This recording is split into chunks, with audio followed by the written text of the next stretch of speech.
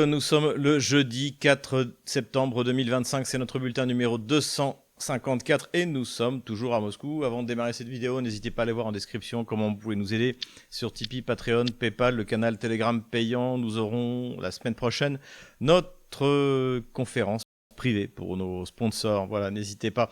Abonnez-vous bien entendu à Géopolitique Profonde. En plus, dans le numéro du mois de septembre, eh bien, il y a mon article sur le MH17, le père de tous les mensonges. Donc ne vous privez pas de cette excellente lecture.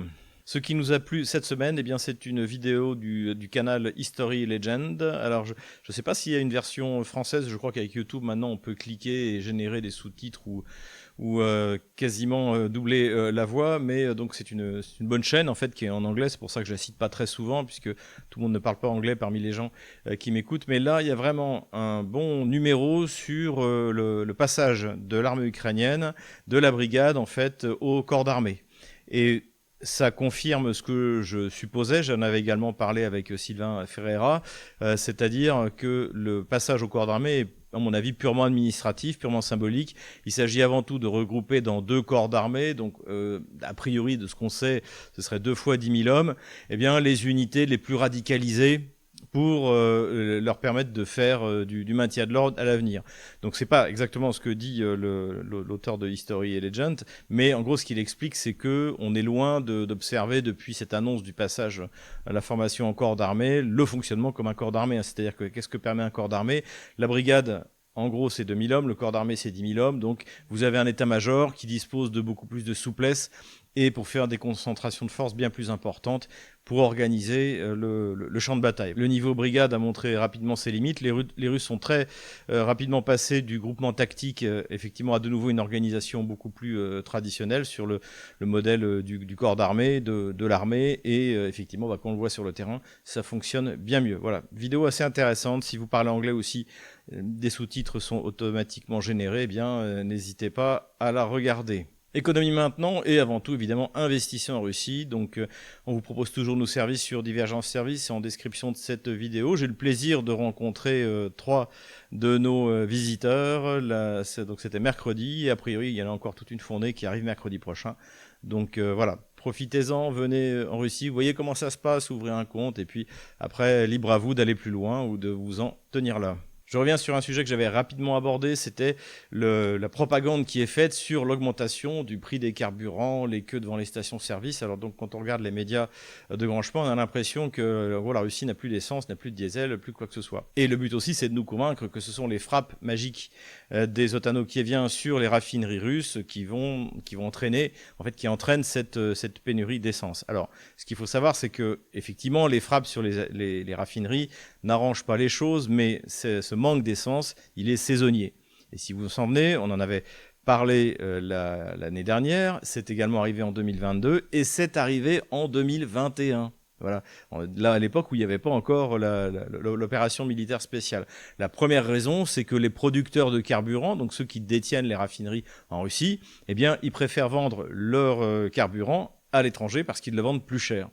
Donc, ce qu'a fait le gouvernement russe, il l'a fait le 31 juillet, je crois, c'est ce qu'il a fait l'année dernière, c'est ce qu'il a dû faire en 2022, mais je n'ai pas retrouvé, et c'est ce qu'il a fait en 2021, c'est-à-dire qu'il va interdire aux raffineries d'exporter le carburant. Et donc ça va stabiliser les prix, non pas les faire baisser, parce que l'inflation, ça redescend pas. Donc, mais ça va permettre donc de contrôler la hausse des prix, et ça n'a absolument ou quasiment rien à voir avec les attaques contre les raffineries dans la profondeur. En revanche, là où ça va avoir des conséquences, c'est que le carburant russe qui était livré à l'export, eh bien, ne le sera plus. Et donc, les pays qui étaient acheteurs vont connaître, eux, une augmentation du prix du carburant. Quoi qu'il arrive, il faut quand même savoir raison garder. L'essence 95 en Russie est 3 fois moins cher qu'en France et le diesel est 2 fois moins cher qu'en France. Donc c'est pas non plus la panique générale. D'ailleurs, je vous le dis honnêtement, à Moscou, dans la région de Moscou, on n'en a rien observé de terrible. Et oui, l'essence augmente, mais ça c'est comme ça, c'est la vie. Pour l'Ukraine, en revanche, l'hiver sera beaucoup plus difficile parce que, eh bien, elle manque de tout. Elle manque de gaz. Donc ça, c'est la faute de Zelensky, on l'a rappelé, puisque il a mis fin au transit du gaz russe par le territoire ukrainien le 1er janvier de cette année. Ça a permis d'ailleurs aux Russes d'utiliser le tuyau pour reprendre la région de Koursk. Et puis aux Russes de s'attaquer aux infrastructures gazières, puisque désormais, elles ne leur servent plus à rien. Kiev donc est contraint de continuer à acheter encore du gaz russe, mais cette fois il passe par Turkish Stream, Balkan Stream, et il le récupère par la Hongrie ou la Slovaquie. Mais il y avait également un autre réseau donc, qui passe par la Roumanie et la Moldavie. Seulement le régime de Kiev a décidé d'arrêter parce qu'il coûte trop cher. Et oui, la solidarité des pays européens avec l'Ukraine a des limites, et donc la Roumanie et la Moldavie veulent se faire un billet au passage, et donc ça coûte trop cher, même si Kiev évidemment est payé par l'Union européenne, c'est-à-dire par Nicolas, Helmut et Giuseppe, la France, l'Allemagne et l'Italie. Ajoutons que selon l'ancien ministre de l'énergie Yuri Prodan, donc qui s'est exprimé dans les médias ukrainiens, la moitié des réseaux électriques qui ont été touchés par les frappes russes n'ont pas été réparés. Et ça ne va pas aller en s'arrangeant, puisque Kiev est obligé, pour faire plaisir à ses sponsors anglais, français ou allemands, de frapper, encore une fois, des raffineries, des infrastructures énergétiques russes, ce qui ne fait quasiment rien, en fait, à l'économie russe, à la Russie en général, mais à chaque fois, les Russes ripostent 100 fois plus. Donc évidemment, la catastrophe est au bout, et c'est pas prêt de s'arranger. L'hiver 2025, que l'on annonce en plus particulièrement froid, risque d'être très compliqué pour les Ukrainiens. Économie russe maintenant, on a eu des annonces assez intéressantes de différents acteurs économiques russes sur la croissance cette année et sur les taux d'intérêt. On en a parlé, c'est quelque chose d'extrêmement important. La politique de la Banque centrale de Mme Nabiullina, à mon avis, est aberrante. Des taux d'intérêt à plus de 20%. Alors maintenant, on a 18%, c'est un peu mieux, mais ça aide pas. Mais a priori, ce vers quoi on va, c'est un taux d'intérêt à la fin de l'année à 14%. Alors 12 aurait été mieux.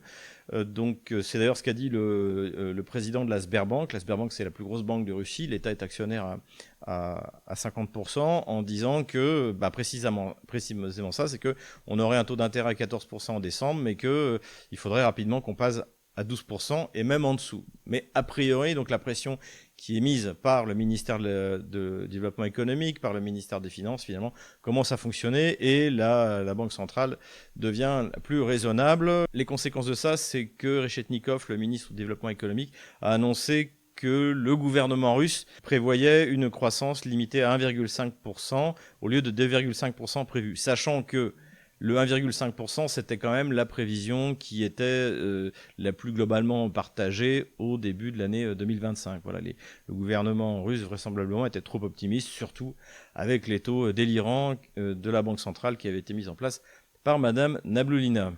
Économie toujours, et ça va avoir des conséquences sur la nôtre évidemment, cette annonce de Mark Rutte, le secrétaire général de l'OTAN, qui a annoncé triomphalement que l'Union européenne devait désormais 2 milliards de dollars aux États-Unis pour les armes qui sont achetées pour l'Ukraine. Alors des armes d'attaque, des armes de défense. Donc ça veut dire quoi? Ça veut dire que, encore une fois, Nicolas, Helmut et Giuseppe vont payer pour ces armes qui vont être livrées à l'Ukraine et qui ne lui permettront pas de gagner la guerre, qui vont même sans doute, qui risquent d'aggraver les conséquences de la guerre, les conséquences territoriales, puisque plus on attendra pour faire la paix, plus les Russes seront gourmands. Mais ça, voilà, c'est le grand triomphe d'Emmanuel Macron, de Friedrich Merz et de Giorgia Meloni. La principale annonce économique de cette semaine, c'est évidemment la signature du mémorandum pour lancer la construction de Force de Sibérie numéro 2. Alors ça, je l'ai souligné pour ceux qui me suivent sur Twitter. Évidemment, Force de Sibérie numéro 2 était un projet qui devait arriver. On avait eu des articles, y compris dans la presse américaine, le New York Times, si je me souviens bien, il y a 1 an, il y a 2 ans, comme quoi ça se ferait pas, les Chinois n'en voulaient pas, ils n'étaient pas prêts à payer le prix, etc. Alors on avait entendu exactement le même discours sur Force de Sibérie numéro 1.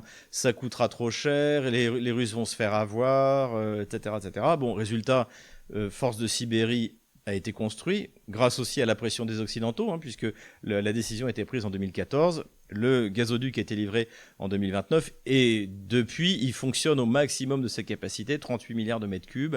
Et d'après ce que j'ai lu, eh bien, on pourrait même, en forçant, monter à 46 milliards de mètres cubes. Et les Chinois l'utilisent autant qu'ils peuvent et ils consomment au-dessus des engagements qu'ils avaient pris au début de cette construction. Ajoutons aussi que toutes ces constructions de gazoducs en Sibérie permettent d'amener du gaz dans des régions où elles n'y sont pas. Donc c'est aussi du développement du territoire. C'est pour ça que ceux qui raisonnent uniquement en disant oui mais avec l'argent que ça va coûter pour le construire, c'est pas rentable, etc. La question elle n'est pas là. C'est comme de construire une route. Si vous allez à Kaliningrad, les routes elles sont magnifiques.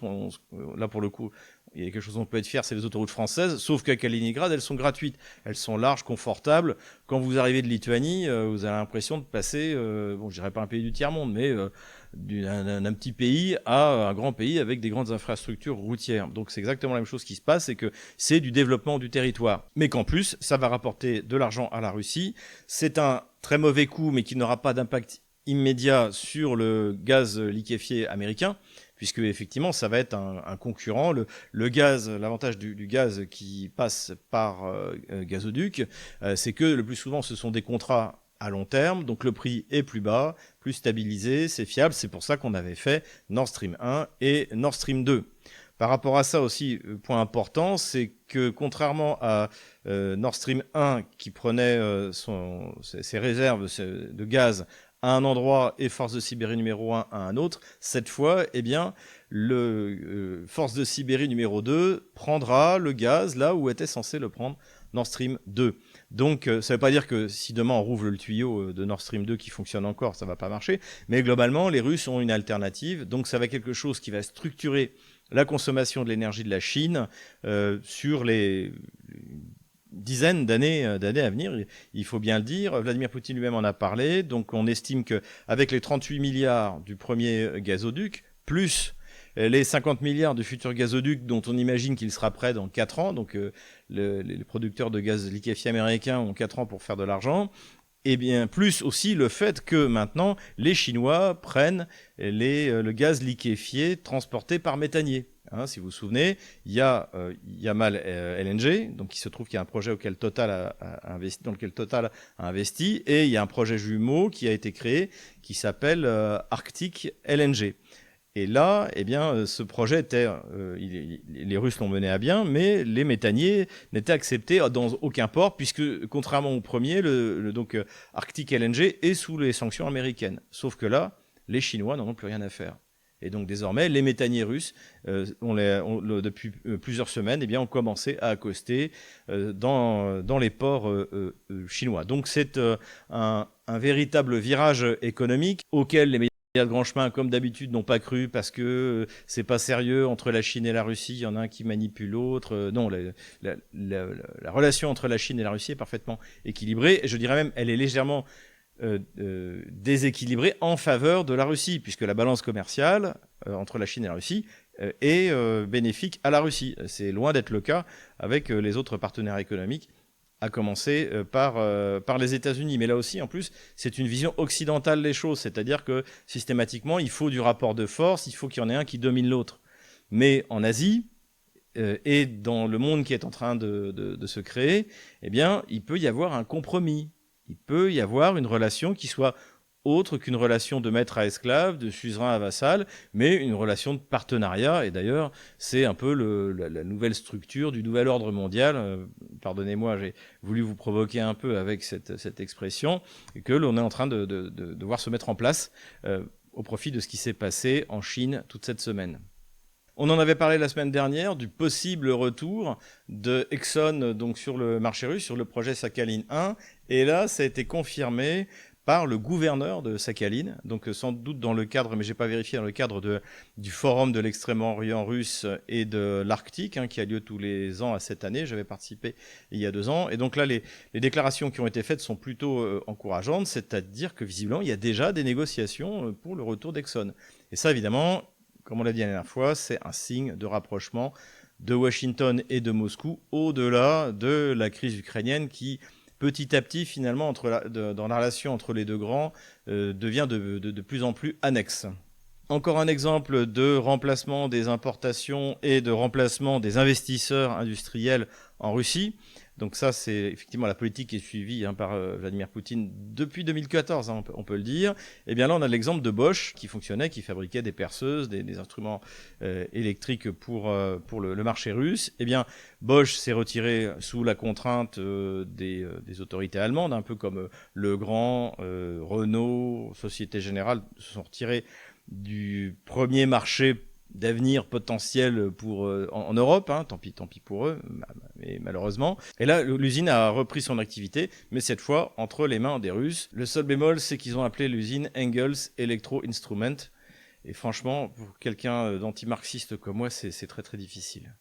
Politico-diplomatique maintenant, alors si vous me suivez notamment sur Twitter ou sur Telegram, vous avez dû en entendre parler, j'ai déjà fait plusieurs messages à ce sujet. Nous avons vécu un moment historique avec ce qui s'est passé en Chine, donc d'abord à Tianjin où il y a eu la réunion de l'organisation de coopération de Shanghai et ensuite à l'occasion du défilé de la victoire contre le militarisme japonais, donc le 3 septembre 1945. Après, d'ailleurs, ajoutons-le, une opération magistrale, victorieuse, l'art opératif à son sommet en Mandchourie par l'armée russe. Juste après la défaite allemande, il y a eu les conférences de Potsdam, et là, les soviétiques s'étaient engagés à aller donner un petit coup de main aux Américains qui traînaient un petit peu la patte contre les Japonais. Et les Russes ont réussi en un temps record. En 3 semaines, ils ont envoyé 1 million d'hommes, je crois, et avec le matériel, et en 3 semaines, ils ont liquidé la principale force militaire qui restait au Japon, l'armée du Guandong, et ils ont liquidé de manière magistrale, ils ont liquidé cette armée. Et donc c'est ça qui a réellement poussé le Japon à capituler. Alors j'ai toujours recommandé à cette occasion la lecture de l'excellent livre de Jacques Sapir à ce sujet, La Mandchourie oubliée, parce qu'effectivement on a oublié cette campagne de Mandchourie. Et je ne savais pas, je l'ai découvert grâce à Twitter, puisque Sylvain Ferreira m'a fait savoir que lui aussi, il avait écrit un ouvrage à ce sujet. Alors là, je ne vais pas vous mentir, je ne l'ai pas encore lu, mais dès que je l'aurai entre les mains, je vais m'empresser de le faire. Voilà, donc vous avez le choix, et ça encore, c'est des moments extrêmement importants pour comprendre ce qui s'est passé entre la Russie et la Chine, entre la Russie et le Japon, pendant la Seconde Guerre mondiale. La bataille de Hankingo en 1939 est décisive, puisque elle décourage le Japon de faire une attaque de revers lorsque les Soviétiques auront affronté les Allemands. Et évidemment, la bataille de Mandchourie est décisive. Et c'est à cette occasion que les Russes récupèrent la moitié de l'île de Sakhaline qu'ils avaient perdue et également la totalité des îles Kouril. Mais revenons donc au sommet de l'Organisation de coopération de Shanghai. Donc il y a eu de nombreux membres qui étaient là. C'était pas que des Asiatiques d'ailleurs, ou des Eurasiatiques. La Biélorussie était notamment représentée. Et puis après, dans le cadre des commémorations de la victoire, il y a également la Serbie et la Slovaquie, l'excellent Fico, on va en parler, qui étaient présents. Et là, on a vu naître un nouveau monde, finalement. Si vous vous souvenez, donc encore une fois, j'ai fait exprès d'être un peu provocant en parlant du nouvel ordre mondial, puisque c'est quelque chose qui nous fait peur à tous. Ça rappelle le discours de George Bush père, donc le 11 septembre 1990. Le hasard a voulu que le 11 septembre 1990, eh bien, George Bush père annonce le nouvel ordre mondial, et puis 11 ans plus tard, eh bien, avec le 11 septembre 2001, cet acte terroriste a permis la mise en œuvre de ce nouvel ordre mondial qui en fait correspond à une domination totale, en tout cas espérée, de Washington sur le reste de la planète, avec des États esclaves comme les États européens et des États qu'on essaie de soumettre par la force. Aujourd'hui, on voit que ce projet a totalement échoué. Et donc, ce qu'on va avoir maintenant, c'est plus un gouvernement mondial, mais en a-t-on vraiment déjà eu un, mais plutôt, comme le dit Xi Jinping, une gouvernance mondiale, et qui doit être réformée, notamment dans le cadre du Conseil de sécurité de l'ONU, c'est-à-dire l'arrivée comme membre permanent de pays comme le Brésil, comme l'Inde, de pays qui pèsent aujourd'hui plus que, par exemple, la France ou l'Angleterre, et je le regrette bien, qui sont économiquement totalement dépassés par ces nouvelles puissances. Voilà. Donc c'est une recomposition qui est en train de se faire. Ce ne sera pas un nouveau gouvernement mondial. Aucun des grands acteurs n'en veut. Personne ne veut avoir quelqu'un au-dessus de soi. Cette idée de superstructure, super étatique, c'est très occidental, personne n'en veut dans le reste du monde. Donc là, on est plutôt vraiment sur la bonne voie, mais on va voir ce que ça va donner. C'est en construction, mais en tout cas, le point de départ a été donné et c'est l'équivalent de ce discours donc du 11 septembre 1990 par George Bush père. Sur fond de ces événements en Chine, le président russe a rencontré plusieurs chefs d'État, donc de ses partenaires. On notera la rencontre avec Erdogan, où Vladimir Poutine s'est félicité publiquement des bonnes relations avec la Turquie, sur l'augmentation du nombre de touristes russes en Turquie. Et donc on voit bien que même si effectivement il y a toujours une hostilité entre l'Empire ottoman et l'Empire russe, eh bien le réalisme économique, le réalisme géopolitique fait que pour l'instant, la relation entre la Turquie et la Russie est bonne. Le président russe a également rencontré Sassou Nguesso, donc président Sassou Nguesso, qui est le président du Congo-Brazzaville, donc un des pays d'Afrique les plus riches en ressources. Hein. Et notamment, il était question de coopération dans la construction d'oléoducs au profit du Congo. Donc de ce côté-là aussi, la Russie élargit son partenariat avec les pays d'Afrique. Parmi ces rencontres bilatérales, il y a eu des pays européens, il y a bien sûr eu l'excellent Loukachenko, président de la Biélorussie, il y a eu le président Vučić de la Serbie, mais j'ai surtout retenu le Premier ministre Robert Fico de Slovaquie, qui a tenu des propos qui n'ont pas dû faire beaucoup plaisir à la Commission européenne et aux membres dominants de cette Union européenne, comme Emmanuel Macron, Friedrich Merz ou Madame Meloni. Et il a d'ailleurs dit que finalement, aujourd'hui, ce n'était pas la Russie qui était isolée, mais l'Union européenne. Et évidemment, il a parfaitement raison. En dehors donc de toutes ces négociations qui ont eu lieu en Chine, on a appris également que les États-Unis et la Russie allaient continuer, au moyen des ministères des Affaires étrangères, de continuer les négociations pour le rapprochement entre les deux grandes puissances. Là aussi, les choses vont dans le bon sens. Inversement, la coalition des velléitaires a encore fait parler d'elle et s'est ridiculisée, puisque Volodymyr Zelensky s'est rendu à Paris, où il a rencontré Emmanuel Macron, et il a d'ailleurs dit... Il avait dû voir notre dernier bulletin sur la coalition des velléitaires, que pour l'instant, la coalition des volontaires était surtout théorique, sans blague. Évidemment qu'elle est théorique, de toute manière, il n'y a plus d'argent, il n'y a pas d'armes et il n'y a pas de soldats. Donc il y a eu des grandes déclarations d'Emmanuel Macron, on va revenir sur la plus drôle, évidemment, tout à l'heure, dans l'empire du mensonge et le moment bunker, mais tout ça ne donne rien, en dehors du fait que toutes les armes que va livrer Washington devront être payées par Nicolas, Helmut et Giuseppe. Dernière nouvelle politico-diplomatique, chapeau au député européen Thierry Mariani, avec lequel j'ai eu le plaisir d'ailleurs de participer à une émission de divergence politique. Il est venu pour prendre la défense devant le Parlement européen de Madame Gutsoul. Donc on en a parlé également dans notre dernier bulletin. Madame Gutsoul est la représentante de la minorité Gagaouz en Moldavie et elle a été jetée en prison.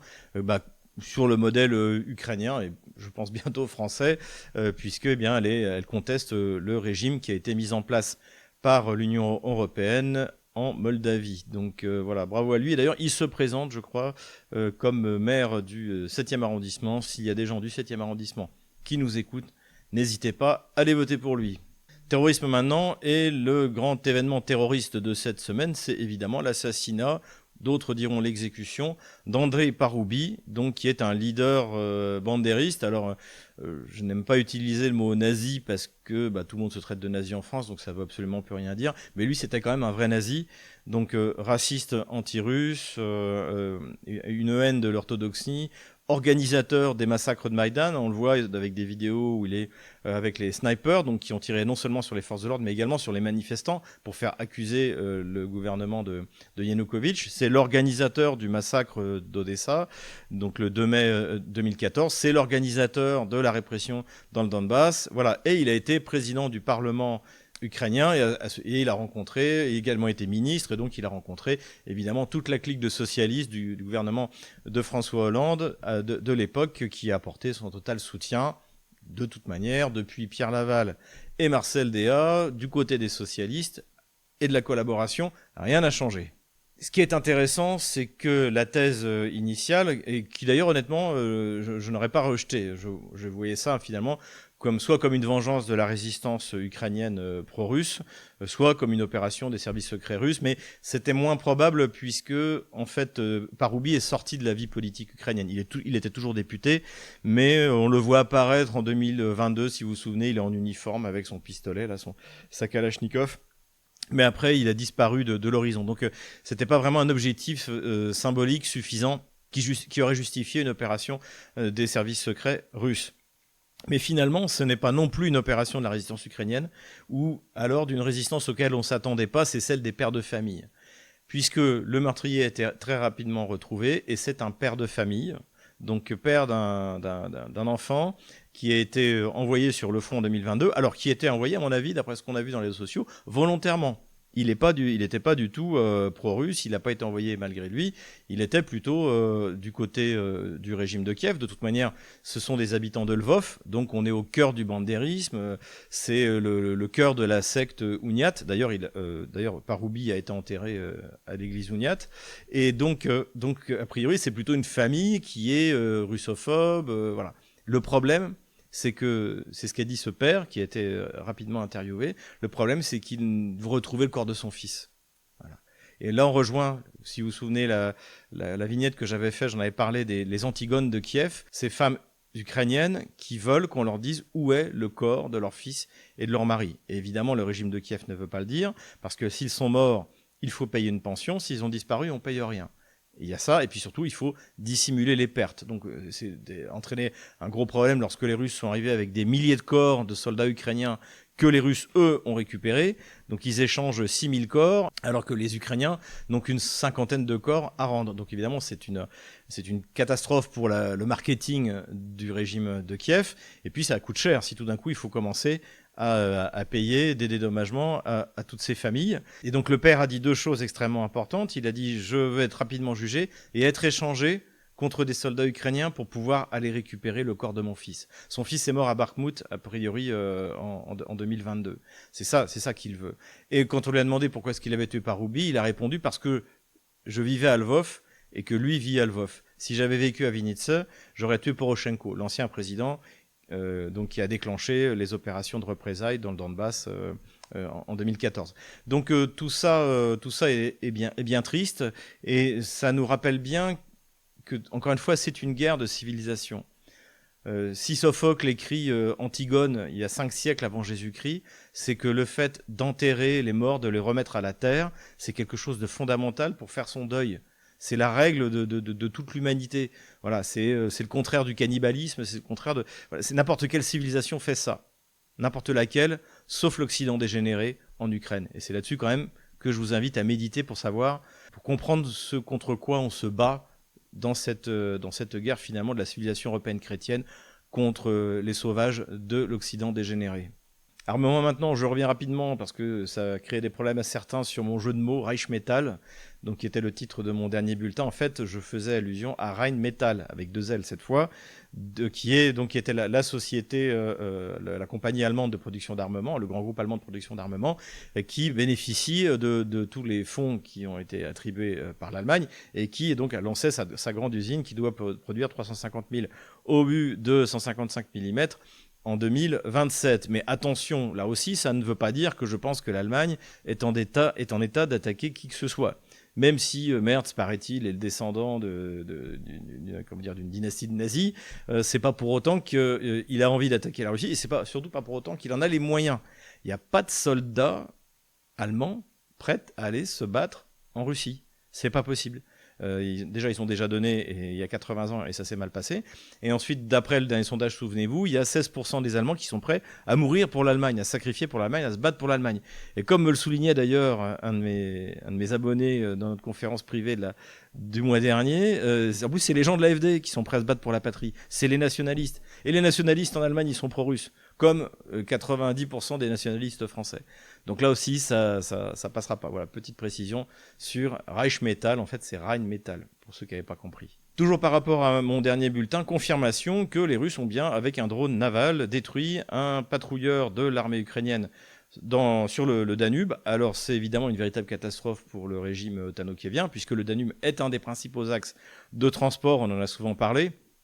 donc non seulement des transports militaires, mais du transport commercial. Hein. Les navires partent du Danube ou arrivent au port d'Ismaël sur le Danube, vont en Roumanie et après font du cabotage jusqu'au détroit du Bosphore. Donc si jamais les Russes sont capables de déployer massivement des drones pour contrôler la circulation dans le Danube, c'est une véritable catastrophe. Après, bon, j'imagine que l'OTAN va trouver des moyens aussi de combattre ces drones, mais finalement, on s'aperçoit que le contrôle de la mer Noire et notamment de l'embouchure du Danube, eh bien, c'est plutôt les Russes qui l'ont, désormais, qui ont la supériorité technologique. Et encore une fois, les frégates russes balancent tout ce qu'elles veulent comme missiles calibre sur l'Ukraine, et contre ça, eh bien, les drones ukrainiens ne peuvent rien faire. Pas une seule frégate lance-missiles n'a été détruite depuis le début de l'opération militaire spéciale par le régime ukrainien. Il y a eu bien sûr le croiseur Moskva, mais c'était un cas quasiment unique, et quelques bateaux qui sont de moindre importance.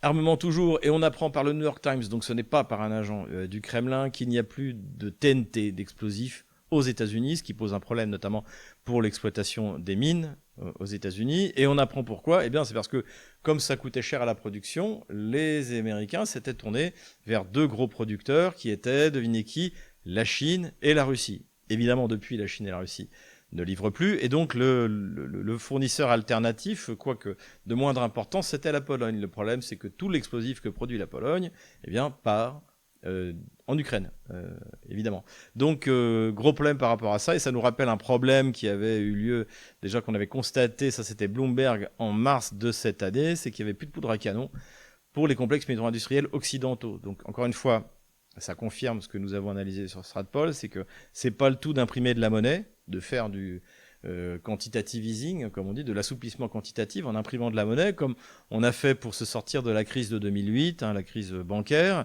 Et là, il faut produire. Et comme le dit, je crois que c'est Soral qui disait, le tertiaire c'est bien, mais pour faire la guerre, il faut des obus et des soldats. Et vous pouvez imprimer toute la monnaie que vous voulez, ça ne remplace pas. On revient sur les missiles magiques, le V2, le V3, le Flamingo, le je sais plus trop quoi, le Sapsan, etc. Donc toutes ces armes qui vont permettre de frapper dans la profondeur, de changer le cours de la guerre. Donc il y a eu le Flamingo. Donc déjà il y a un article intéressant dans la presse américaine qui dit que ce missile ne va rien changer. Le constat que nous avions fait, c'est-à-dire que c'est un missile trop lourd, trop lent, qui ne posera pas de réel problème à la DCA russe, même si de temps en temps il peut y en avoir un qui touche, ça finira bien par avoir un missile sur Moscou tôt ou tard. La question, elle n'est pas là, mais la question, c'est est-ce que ça peut, l'emploi massif est possible, est-ce qu'il peut donner des résultats, mais surtout ce qu'on apprend, et ça c'est dans ce Kiev Independent, c'est que le Five Points, donc qui est la société ukrainienne qui est chargée de le fabriquer, est finalement sous contrôle du NABU, le bureau anticorruption. Parce qu'a priori, il y a pas mal d'argent qui a été siphonné. Et notamment, dans la vidéo qui a été montrée, on les voyait dans un hangar. Finalement, les blogueurs ont retrouvé où était ce hangar. C'est pas du tout une usine, c'est un hangar alloué quelque part vers Kiev, je crois. Peu importe, mais ça veut dire qu'en fait, il n'y a rien qui est construit en Ukraine. Ce sont, comme on l'imaginait, des missiles anglais à qui on va donner un petit coup de peinture aux couleurs de l'Ukraine et qui vont être tirés à partir du territoire ukrainien, comme on l'imaginait. En tout cas, c'est évidemment pas un game changer, ce n'est pas une arme miracle, mais il faut nourrir le narratif comme quoi il faut tenir bon pour Kiev parce qu'il va se passer quelque chose. Cette fois, c'est la bonne, le 19e paquet de sanctions, et ensuite le 20e et le 21e, les armes magiques, les soldats, les troupes au sol, etc. On va finir par y arriver. Empire du mensonge maintenant, il y a pas mal de mensonges cette semaine dont je voulais parler. Un article du Figaro d'une malhonnêteté assez extraordinaire sur la ville de Mariupol. Donc il y a en fait une répétition de l'article qui avait lieu dans Paris Match, on en avait parlé, où en fait on nous décrit que ce qu'il y a de sombre dans la région de Mariupol. Alors évidemment, sans citer aucune source. C'est Maria pense que, Ivan pense que, Igor n'est pas d'accord avec ce. Donc on ne sait pas qui c'est. Et malgré le fait que le journaliste nous explique que les gens se plaignent publiquement, il n'y a personne qui ne veut se plaindre publiquement auprès du Figaro. Et surtout, même si évidemment il y a des problèmes à Mariupol, notamment il y a eu plus de 60 000 Ukrainiens qui avaient fui au moment de l'arrivée russe qui sont revenus. Et autant ceux qui sont restés n'ont pas de problème pour récupérer leur nouvel appartement, autant ceux qui sont partis, ils passent par des filtres, etc. On vérifie qui ils sont. Enfin, de toute manière, c'est normal que 3 ans après la destruction partielle de Mariupol et sa reconstruction à une vitesse assez extraordinaire, il y a des problèmes pour l'attribution Des maisons, voilà. Et en tout cas, la ville s'améliore, la ville prospère. J'y suis pas retourné au mois de mai, mais j'y étais il y a 1 an et demi. Et les gens qui m'y avaient emmené m'ont dit que c'est encore mieux que ça l'était. Donc, c'est un véritable potentiel et c'est une ville sympathique. Et je pense qu'il y a une commande qui est faite, je sais pas, peut-être par l'ambassade d'Ukraine à Paris ou par tout simplement le régime d'Emmanuel Macron, de demander à faire régulièrement des articles pour dire du mal de ce que les Russes ont voulu présenter comme une vitrine. Alors là, je vous dirais pas, contrairement à Moscou, aller faire un tour, parce que c'est encore compliqué d'aller dans le Donbass pour des non-russes, mais comptez sur moi, j'y remettrai spécialement les pieds la prochaine fois où j'irai dans le Donbass et on vous montrerai un peu comment ça se passe là-bas.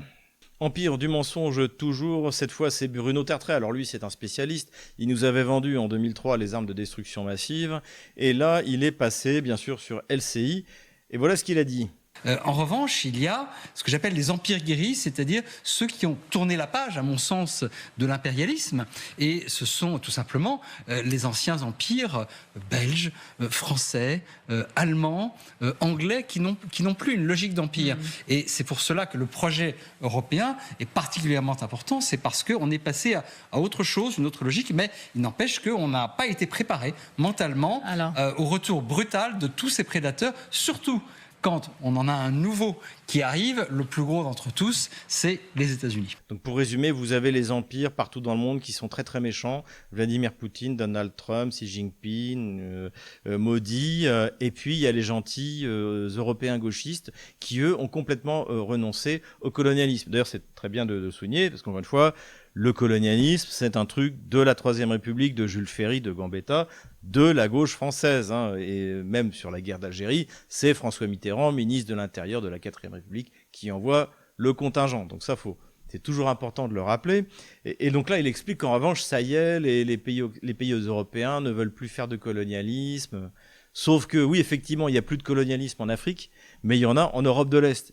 Et donc ce Tertrais ose dire, alors que la France vient d'organiser un coup d'État en Roumanie, est en train d'en organiser un en Moldavie, avec arrestation des opposants, avec contrôle des cours constitutionnels pour faire les élections, donc une espèce de néocolonialisme le plus, d'ailleurs, sans aucun complexe, totalement ouvert et justifié moralement, y compris, on l'a vu en Moldavie, par la présidente du comité électoral moldave, en disant c'est normal qu'il y ait des ingérences de l'Union européenne, mais il ne faut pas qu'il y en ait du côté russe. Donc ce Bruno Tertrais, après avoir essayé de nous vendre les armes de destruction massive irakiennes en 2003, essaie de nous vendre le fait que l'Union européenne n'est pas une puissance coloniale. Un Tertrais, ça ose tout. Mais tout de suite, le moment bunker. Le moment bunker, évidemment, cette semaine, c'est Emmanuel Macron. On ne connaît pas le bilan précis de cette guerre, mais on sait que la Russie a perdu dans son dessein plus d'1 million de soldats, tués ou blessés, pour conquérir moins d'1% du territoire ukrainien depuis novembre 2022. Donc là, évidemment, on peut considérer que c'est très très imprudent de la part d'Emmanuel Macron d'annoncer un chiffre pareil qui normalement est fait pour être balancé sur LCI par des gens qui sont payés pour le faire, etc. Mais prendre sur soi devant le monde entier, enregistré par l'Internet, un chiffre aussi délirant des pertes russes, évidemment, c'est un risque énorme. Ce qui montre aussi qu'Emmanuel Macron est aux abois et de toute manière, il est prêt à raconter n'importe quoi. Mais ça peut être aussi le syndrome d'un autre problème que j'ai évoqué dans mon bouquin Ukraine, pourquoi la Russie a gagné, c'est que son entourage lui sert les mensonges qu'il a envie d'entendre. À lui, au ministre des Affaires étrangères, le psycho Barrot, ou au ministre de la Défense, on l'a vu avec Burkhardt qui était prêt à répéter n'importe quoi, c'est-à-dire pour se mettre à l'abri d'être soupçonné d'être pro-russe, en fait on raconte n'importe quoi. C'était le cas de l'attaché militaire français que je cite dans mon bouquin d'ailleurs, qui racontait absolument n'importe quoi sur l'état de l'armée russe avant l'opération militaire spéciale. Donc ça, c'est aussi un des vices des régimes autoritaires, c'est-à-dire qu'au bout d'un moment, tout le monde a peur de tout le monde, et le fait même de dire attention, l'armée russe est puissante, ah mais vous êtes pro-russe. Je vous conseille d'aller d'ailleurs sur le Twitter, de temps en temps je vais sur le Twitter, le fil X du général Kempf, qui est pro-ukrainien. Mais l'irréaliste, il est en train de dire, attention, là ils sont en train de se prendre une fessée, ils sont en train de se faire laminer, etc. Et les commentaires, ah oui, vous êtes pro-russe. Alors que Kempf est pro-ukrainien depuis le début. Mais en fait, le fait même de dire, attention, ça se passe mal sur le terrain, le fait de dire la vérité, de dire la réalité, fait de vous un agent du Kremlin. C'est une espèce de pathologie hein, liée à la propagande et liée à la défaite. Encore une fois, ce que fait Emmanuel Macron, son hystérie avec Zelensky dans ses déclarations, le fait d'annoncer des chiffres délirants qui correspondent absolument à rien, c'est un comportement de ce que j'appelle les pathologies de la défaite, c'est-à-dire le refus de la réalité avant la dépression et puis finalement l'acceptation de la défaite face à l'armée russe. Considération militaire générale maintenant, la carte Gerasimov, en fait, donc le chef d'état-major de l'armée russe, a fait un exposé de la situation sur le terrain, assez intéressant, assez complet, et derrière lui, il y avait une carte. Et cette carte, en fait, c'est la carte de la Nouvelle-Russie. Donc, beaucoup d'interprétations. Est-ce que c'était fait exprès ? Je pense que ça a été fait exprès, honnêtement. Je pense que les Russes ont envie d'annoncer la couleur. Je pense qu'en tout cas, c'est ce que veut le ministère de la Défense. C'est ce que veut l'armée, c'est-à-dire régler l'affaire une bonne fois pour toutes.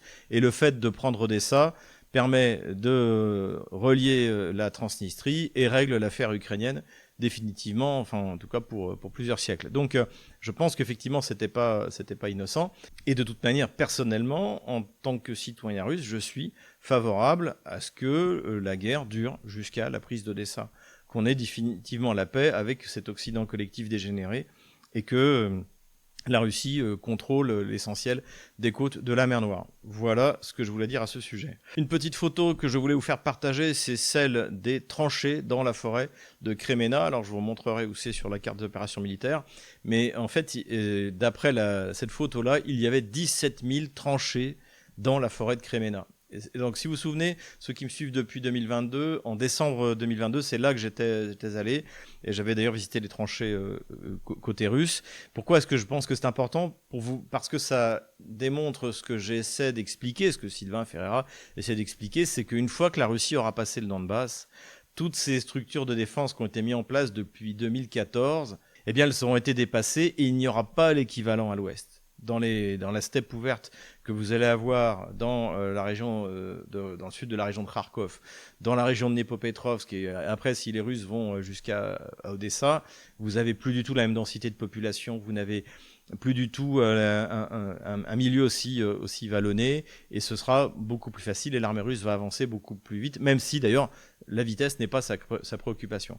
Donc je trouve que cette photo était intéressante par rapport à ça, pour vous montrer ce que les Russes étaient en train de dépasser, parce qu'effectivement la forêt de Kremenna a été quasiment totalement nettoyée des troupes otano-kieviennes. Dernière considération militaire, c'est une déclaration qu'a fait Vladimir Poutine lors de la conférence de presse qu'il a donnée juste à la fin de son séjour en Chine. Donc il était devant les médias russes et il a fait plusieurs remarques, notamment il a pris avec humour, je pense qu'il a eu raison, la déclaration de Donald Trump qui disait à Xi Jinping de saluer Kim Jong-un et Vladimir Poutine avec qui il s'entendait bien et qui était en train de comploter contre lui.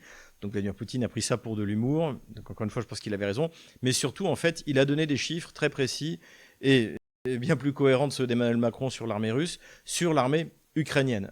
Donc il a affirmé que les unités ukrainiennes étaient complétées à 47-48%. C'est-à-dire qu'il y a un énorme problème d'effectifs, ce que l'on constate bien sûr sur le terrain. Il a affirmé que l'armée otano-kievienne était dans un attaque critique qui l'empêche de lancer une offensive à grande échelle.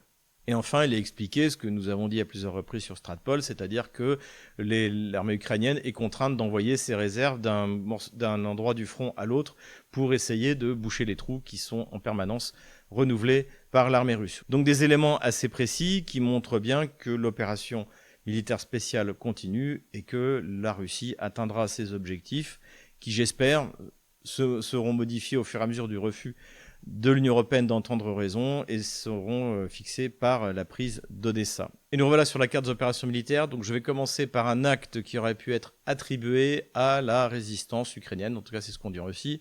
Quand il y a une usine de munitions, d'armement qui brûle quelque part dans les pays de l'OTAN, donc toutes ces petites punaises jaunes, eh bien, c'est des endroits qu'on avait notés. Ça faisait longtemps qu'on n'en avait pas vu. Et là, il y en a eu une. J'avais oublié de vous en parler la semaine prochaine à Hambourg. Voilà, ça a bien brûlé.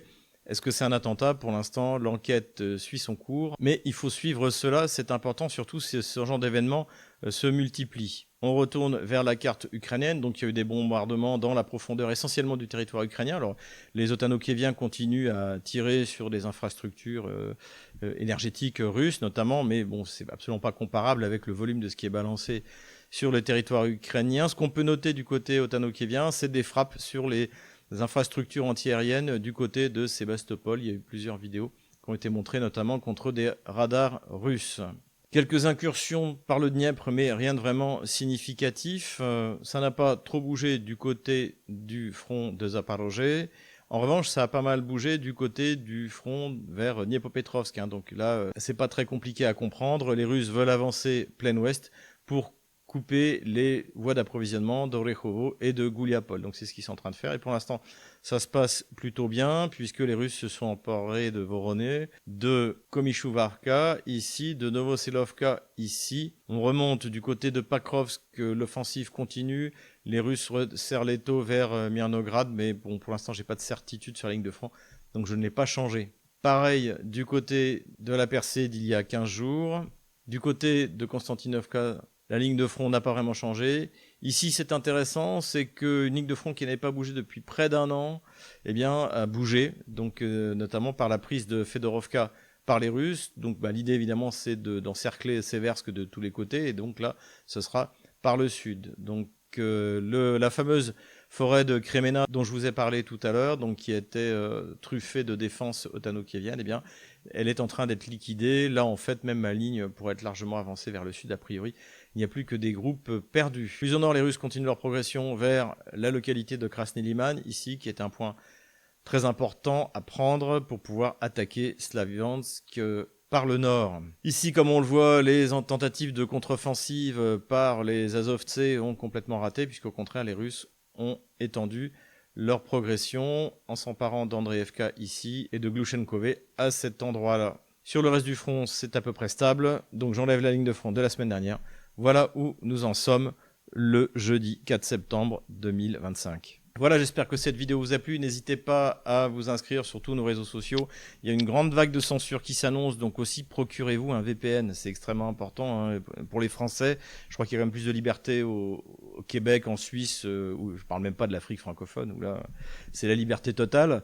Donc voilà, malheureusement, en France, on n'a pas la liberté qu'ont les Africains. Donc dotez-vous d'un VPN, parce que je ne sais pas ce qui restera de X, je ne sais pas ce qui restera de Telegram, ou de l'accès même à Odyssey. Voilà, je pense qu'on va vers une grande vague de censure. Donc inscrivez-vous sur tous les réseaux sociaux, dotez-vous d'un VPN. Et accessoirement, vous pouvez aussi prendre des cours de russe avec notre partenaire Logios. Voilà, vous en êtes très content, je le sais. En tout cas, les nouvelles sont excellentes. Nous assistons à une recomposition d'un nouvel ordre mondial, n'ayons pas peur de le dire, qui n'aura plus rien à voir avec ce gouvernement mondial, cette unipolarité qui a mis la planète à feu à sang depuis 30 ans. Donc ça, c'est une excellente nouvelle. Et puis à côté de ça, eh bien, la Russie continue son chemin vers la victoire sur le théâtre des opérations ukrainien et consolide sa position de 4e économie du monde. Donc tenez bon, courage, on les aura.